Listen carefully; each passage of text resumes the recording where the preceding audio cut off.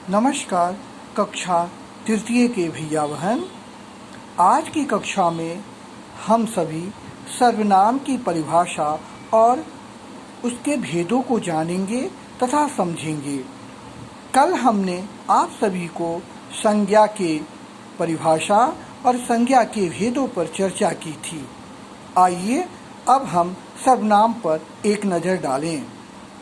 सर्वनाम की परिभाषा को मैंने पूर्व की कक्षा में आप सभी को लिखवा दिया था, जिसे आप याद भी कर लिए होंगे। पुनः एक बार आपको स्मरण दिलाता हूँ सर्वनाम की परिभाषा के बारे में। संज्ञा के बदले में आने वाले शब्द को सर्वनाम कहते हैं, जैसे मैं, तुम, आप, वह इत्यादि। परिभाषा तो आपने समझ लिया। अब आगे बढ़ें, इसके भेदों पर चर्चा करें।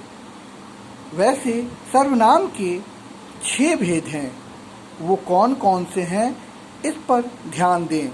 पहला पुरुषवाचक, दूसरा निश्चयवाचक, तीसरा अनिश्चयवाचक, चौथा संबंधवाचक, पांचवा निजवाचक और छठा प्रश्नवाचक। सर्वप्रथम हम पहले भेद पुरुषवाचक को देखें। पुरुषवाचक सर्वनाम किसे कहते हैं? पुरुषों के नाम के बदले आने वाले शब्द को पुरुषवाचक शब्द कहते हैं।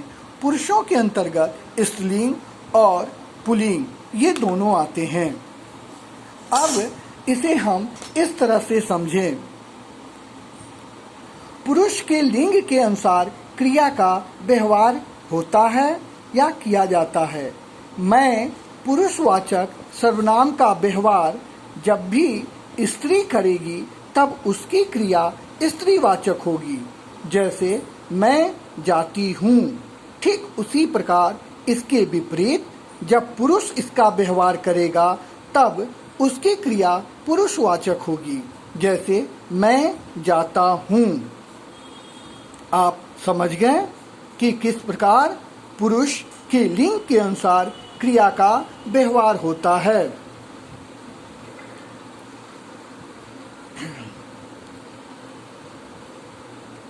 अब आगे हम दूसरा भेद जो है उस पर ध्यान दें। दूसरा भेद सर्वनाम का निश्चयवाचक सर्वनाम।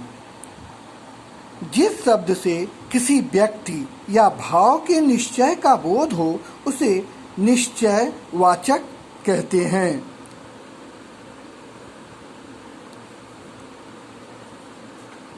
उसे निश्चयवाचक सर्वनाम कहते हैं।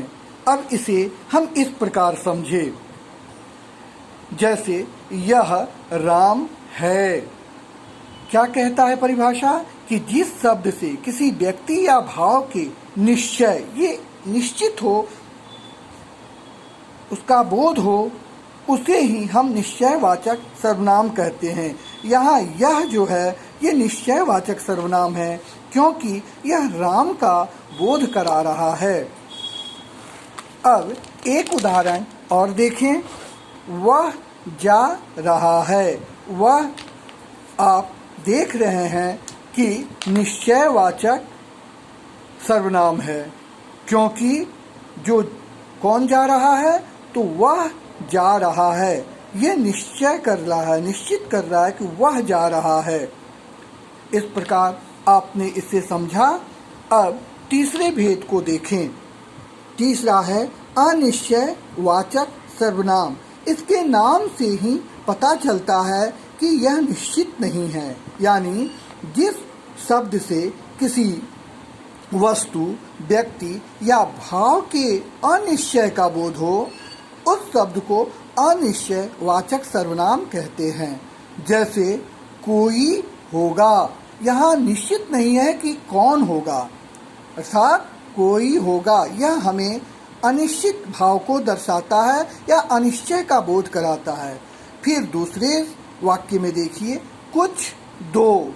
यहाँ भी निश्चित नहीं है कि वह हमें क्या देगा, कुछ दो। यहाँ भी यह हमें अनिश्चय का बोध करा रहा है। इस प्रकार हमने अनिश्चयवाचक सर्वनाम को देखा, पढ़ा और समझा। अब आगे चौथा संबंधवाचक सर्वनाम। संबंधवाचक सर्वनाम किसे कहते हैं, इस पर ध्यान दें। जिस शब्द से किसी संज्ञा का संबंध जोड़ा जाता है उसे संबंधवाचक सर्वनाम कहते हैं। जैसे वह कौन है जो दरवाजे पर खड़ा है। ये संज्ञाओं को जोड़ने वाला शब्द कौन सा है? जो। ठीक, आगे बढ़ें। जो कहो सो हो। यहाँ भी संबंधवाचक सर्वनाम जो और सो है, जो एक दूसरे को जोड़ता है। पांचवें भेद को देखें, निजवाचक सर्वनाम। ये पांचवा भेद सर्वनाम का किसे कहते हैं, इसको समझें।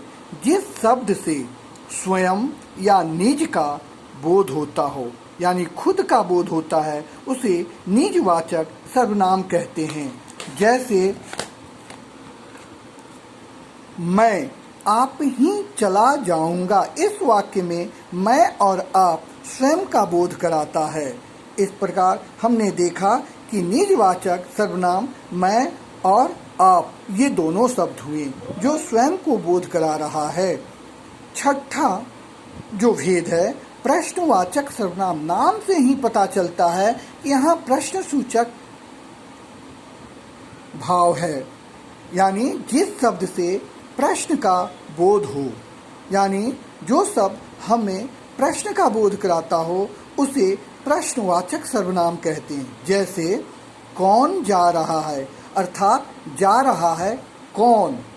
यहाँ हमें यह कौन शब्द प्रश्नवाचक का बोध करा रहा है। फिर क्या हुआ, यहाँ भी क्या शब्द हमें प्रश्न का ही बोध करा रहा है। इस प्रकार हम प्रश्नवाचक सर्वनाम को भी जान गए और उसे समझ भी गए। अब आप सर्वनाम की परिभाषा, सर्वनाम के भेद को याद करेंगे और अपनी कॉपी में सुंदर और अच्छे सुरेख में लिख लेंगे तथा कंठस्थ करने का भी प्रयास करेंगे। शेष अगली कक्षा में विशेषण पर चर्चा करूंगा और विशेषण के भेदों को भी बताऊंगा। तब तक के लिए नमस्कार, धन्यवाद।